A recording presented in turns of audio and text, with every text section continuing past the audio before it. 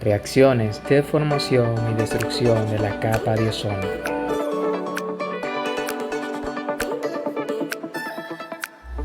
La atmósfera puede definirse como la envoltura de gases que rodea la Tierra. Se formó por la desgasificación que sufrió el planeta durante su proceso de enfriamiento en las primeras etapas de su formación. A esto se le añade grandes cantidades de gases y polvo emitido por los volcanes a lo largo del tiempo, formándose así la atmósfera tal y como la conocemos. Esta se encuentra compuesta un 21% de oxígeno, un 78% de nitrógeno y solo un 1% de otros gases.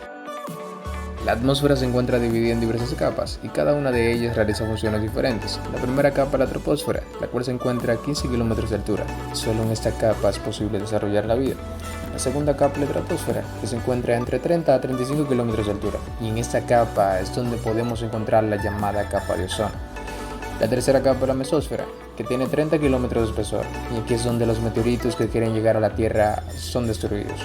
Luego se encuentra la ionosfera, con un espesor de 500 a 1000 kilómetros, y en esta capa es donde orbitan los transbordadores espaciales y donde podemos encontrar las auroras boreales. La última capa de la atmósfera es la exósfera, y esta no tiene un límite definido desde la ionosfera.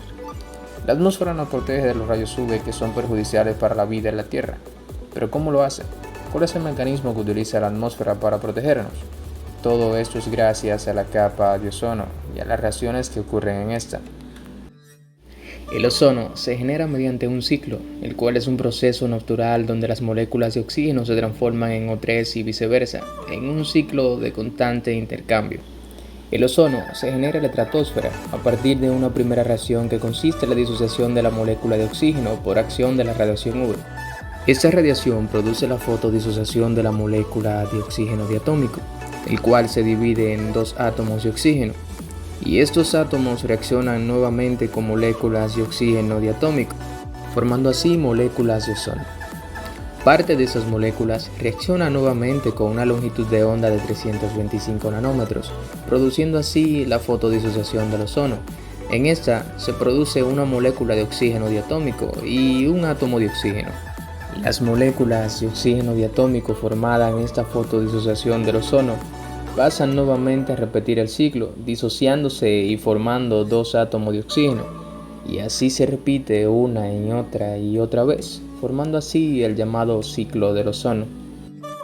El ozono tiene la capacidad de absorber toda la radiación que se encuentre por debajo de 325 nanómetros, lo que nos da a entender que efectivamente absorbe muy bien la radiación UV, y tal y como vemos se comporta en la atmósfera como un filtro de radiación.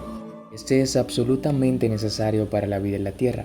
Como podemos ver, el planeta tiene un gran ciclo de producción de ozono, pero como toda sustancia puede reaccionar con otras y provocar su destrucción, y obviamente provocando efectos desastrosos para el planeta, como es el caso de la reacción del ozono con los radicales libres.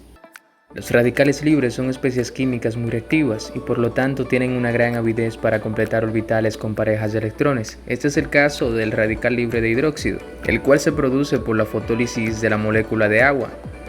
Los radicales de hidróxido juegan un papel dominante en la destrucción de la capa de ozono, en la zona muy alta de la estratosfera, a 45 kilómetros de altura. Este radical puede generarse a partir de la reacción del oxígeno con las moléculas de agua o de metano. Cuando el oxígeno reacciona con el agua se forman dos radicales libres de hidroxilo, y cuando el oxígeno reacciona con el metano se forma un radical libre de hidroxilo y un radical libre de metilo. Los radicales de hidróxido formados en ambas reacciones reaccionan con el ozono para generar un radical libre de hidroperóxido, el cual, como vemos en pantalla, reacciona con el oxígeno atómico y forma otro radical de hidróxido y libera también oxígeno. El problema es que este radical sigue reaccionando con las moléculas de ozono, formándose así un ciclo de constante destrucción del ozono. Otra de las especies químicas que puede destruir la capa de ozono son los radicales libres de óxido nítrico. Estos se forman cuando el óxido nitroso se eleva a la troposfera, pudiendo colisionar así con los átomos de oxígeno.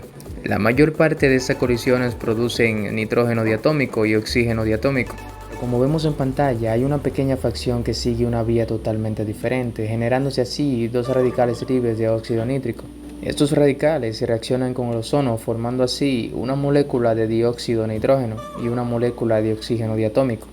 La molécula de dióxido de nitrógeno reacciona con el oxígeno atómico, formándose así otro radical libre de óxido nítrico.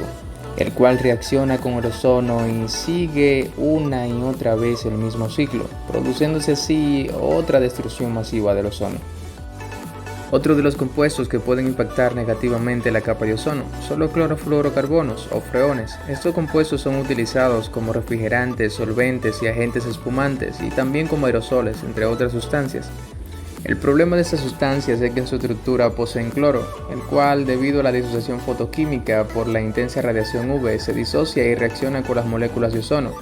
Como vemos en pantalla, una molécula de diclorodifluorometano reacciona con los rayos UV y se genera así un radical libre de cloro y una molécula de difluoroclorometano. El radical de cloro producto de esa reacción reacciona con la molécula de ozono, formando así el óxido de cloro más oxígeno diatómico. El óxido de cloro producto de esta reacción reacciona nuevamente con el oxígeno, liberando así una molécula de oxígeno diatómico y otro radical libre de cloro, el cual reacciona nuevamente con el ozono, formándose así un ciclo de constante destrucción del ozono.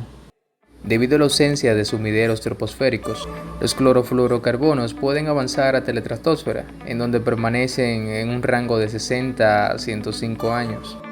Otras sustancias que pueden afectar la capa de ozono por contener cloro son el metilcloroformo, el cual es un solvente, y el tetracloruro de carbono, el cual es un químico industrial. Por otro lado, hay sustancias que afectan el ozono por contener bromo. Entre estos, los más comunes son los halógenos, los cuales son utilizados para extinguir el fuego. Lo que pasa es que estas sustancias son muy estables, por lo que son dispersadas por el viento y llegan a la estratosfera. Mientras estas moléculas no se rompan, no pasa nada, pero cuando se encuentran con los rayos UV, se parten y empieza el problema. Por la destrucción de la capa de ozono se permite el paso de la luz ultravioleta, cuyos efectos son los siguientes. La radiación ultravioleta interfiere con los enlaces del ADN, dañando así la molécula. Muchos de estos errores son reparados por los sistemas enzimáticos de la célula, pero algunas mutaciones perviven y pueden producir cáncer, especialmente en la piel.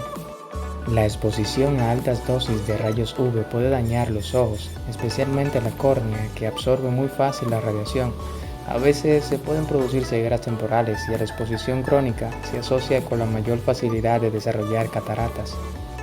Otro de los efectos del agotamiento de la capa de ozono es que se alteran los procesos fisiológicos y de desarrollo de las plantas, alterando así su distribución de nutrientes y sus etapas de crecimiento, lo cual puede ser muy perjudicial para su supervivencia y como consecuencia también la supervivencia de los animales. Y hasta aquí ha llegado este video, espero que haya sido de tu agrado. Si te gustó, dale like y comparte, y recuerda, protege la capa de ozono para que podamos seguir viviendo en nuestra tierra, ya que no existe el control Z. Se despide Manuel Ibrahim Fulgencio, hasta la próxima.